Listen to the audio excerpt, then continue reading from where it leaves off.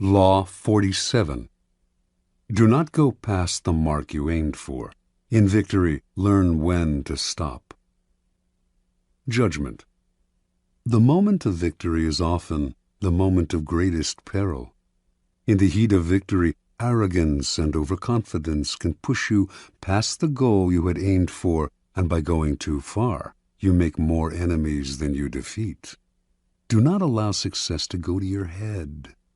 There is no substitute for strategy and careful planning. Set a goal, and when you reach it, stop. Transgression of the law. In 559 BC, a young man named Cyrus gathered an immense army from the scattered tribes of Persia and marched against his grandfather, Astyages, king of the Medes. He defeated Astyages with ease, had himself crowned king of Media and Persia, and began to forge the Persian Empire. Victory followed victory in quick succession. Cyrus defeated Croesus, ruler of Lydia, then conquered the Ionian islands and other smaller kingdoms. He marched on Babylon and crushed it. Now he was known as Cyrus the Great, king of the world. After capturing the riches of Babylon, Cyrus set his sights on the east, on the half-barbaric tribes of the Massagetae, a vast realm on the Caspian Sea. A fierce warrior race led by Queen Tomyris, the Massagetae lacked the riches of Babylon, but Cyrus attacked them anyway, believing himself superhuman and incapable of defeat. The Massagetae would fall easily to his vast armies, making his empire immense. In 529 BC, then, Cyrus marched to the wide river Araxes, gateway to the kingdom of the Massagetae. As he set up camp on the western bank, he received a message from Queen Tomyris, king of the Medes. She told him, "I advise you to abandon this enterprise, for you cannot know if in the end it will do you any good. Rule your own people and try to bear the sight of me ruling mine. But of course you will refuse my advice, as the last thing you wish for is to live in peace." Tomyris, confident of her army's strength and not wishing to delay the inevitable battle, offered to withdraw the troops on her side of the river, allowing Cyrus to cross its waters safely and fight her army on the eastern side, if that was his desire. Cyrus agreed, but instead of engaging the enemy directly, he decided to play a trick. The Massagetae knew few luxuries. Once Cyrus had crossed the river and made his camp on the eastern side, he set the table for an elaborate banquet full of meat, delicacies, and strong wine. Then he left his weakest troops in the camp and withdrew the rest of the army to the river. A large Massagetae detachment soon attacked the camp and killed all of the Persian soldiers in a fierce battle. Then, overwhelmed by the fabulous feast that had been left behind, they ate and drank to their heart's content. Later, inevitably, they fell asleep. The Persian army returned to the camp that night, killing many of the sleeping soldiers and capturing the rest. Among the prisoners was their general, a youth named Spargapises, son of Queen Tomyris. When the queen learned what had happened, she sent a message to Cyrus, chiding him for using tricks to defeat her army. "Now listen to me," she wrote, "and I will advise you for your own good. Give me back my son, and leave my country with your forces intact, and be content with your triumph over a third part of the Massagetae. If you refuse, I swear by the sun, our master, to give you more blood than you can drink, for all your gluttony." Cyrus scoffed at her.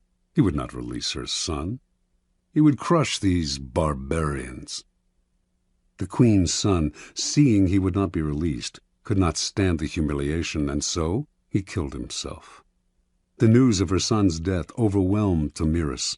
She gathered all the forces that she could muster in her kingdom, and whipping them into a vengeful frenzy, engaged Cyrus's troops in a violent and bloody battle. Finally, the Massagetae prevailed. In their anger, they decimated the Persian army, killing Cyrus himself. After the battle, Tomyris and her soldiers searched the battlefield for Cyrus's corpse. When she found it, she cut off his head and shoved it into a wineskin full of human blood, crying out, though I have conquered you and live, yet you have ruined me by treacherously taking my son. See now, I fulfill my threat. You have your fill of blood." After Cyrus's death, the Persian Empire quickly unraveled. One act of arrogance undid all of Cyrus's good work. Interpretation. There is nothing more intoxicating than victory, and nothing more dangerous. Cyrus had built his great empire on the ruins of a previous one. 100 years earlier, the powerful Assyrian Empire had been totally destroyed, its once splendid capital of Nineveh but ruins in the sand. The Assyrians had suffered this fate because they had pushed too far, destroying one city-state after another until they lost sight of the purposes of their victories and also of the costs. They overextended themselves and made many enemies who were finally able to band together and destroy them. Cyrus ignored the lesson of Assyria. He paid no heed to the warnings of oracles and advisors. He did not worry about offending a queen. His many victories had gone to his head, clouding his reason. Instead of consolidating his already vast empire, he pushed forward. Instead of recognizing each situation as different, he thought each new war would bring the same result as the one before, as long as he used the methods he knew: ruthless force and cunning. Understand, in the realm of power, you must be guided by reason. To let a momentary thrill or an emotional victory influence or guide your moves will prove fatal.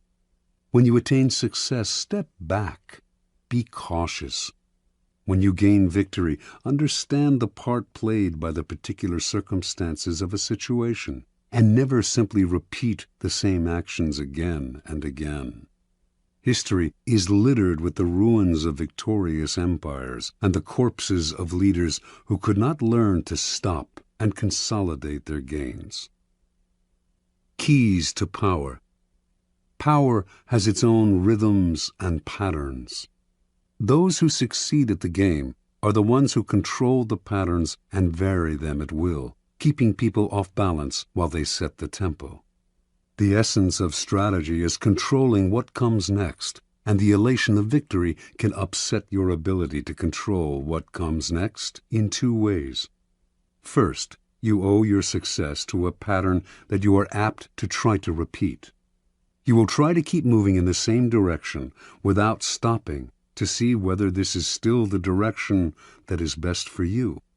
Second, success tends to go to your head and make you emotional. Feeling invulnerable, you make aggressive moves that ultimately undo the victory you have gained. The lesson is simple. The powerful vary their rhythms and patterns, change course, adapt to circumstance, and learn to improvise. Rather than letting their dancing feet impel them forward, they step back and look where they are going. It is as if their bloodstream bore a kind of antidote to the intoxication of victory, letting them control their emotions and come to a kind of mental halt when they have attained success.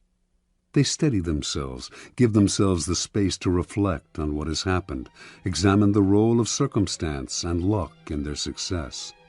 As they say in riding school, you have to be able to control yourself before you can control the horse.